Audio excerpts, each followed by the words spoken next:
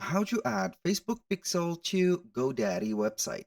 Hello guys and welcome to this new tutorial. In today's video I'm going to show you how easy it is to add, or I'm going to show you the placement of the uh, Facebook pixel tag into your GoDaddy website. So you can go ahead and follow up the behavior and also get some information to um, um, right there set up a very good campaign and get a more useful leads, and also very let's say here high quality leads to set up the shop of yours and also sell the products of yours like crazy. So now the first thing that you need to do is to head over godaddy.com. Then you're going simply to visit the website and hosting page, and after that you're going to select the website builder. So make sure that you have a website right there.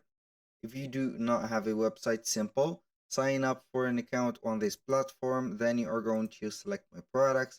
After that you are going to create a whole new website in just a few seconds, or the max here amount of time is going to be here 1 to 2 minutes.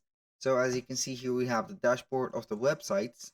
It is very easy and simple. We are going to select one of the websites that we have. Do not mind our websites because they are right there expired. We are going only to let it on the trial period. So once you have the website visited right there, you're going to click on the right side of the screen, edit website. It will open up the GoDaddy website builder, and as you can see here, we have the website. You can see here the elements that are preloaded into your website and etc. And here you can go ahead and navigate and add whatever sections, pages, and any type of thing that you need into your website on the website, this item. Or you can go ahead and click on theme and select the colors and etc.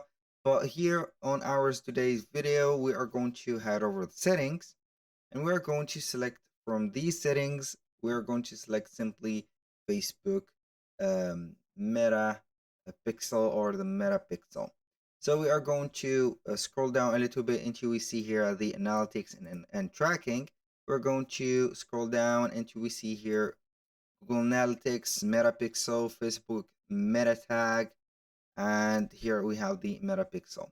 So we are going to type in the Metapixel. That if yours not type in, basically you are going to copy and paste it from your Facebook right there, manager or a Meta Business Suite.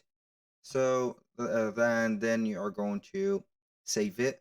After that, you are going to get, after 24 hours to 48 hours, the result of the customer's behavior and any movement that has been set to this website.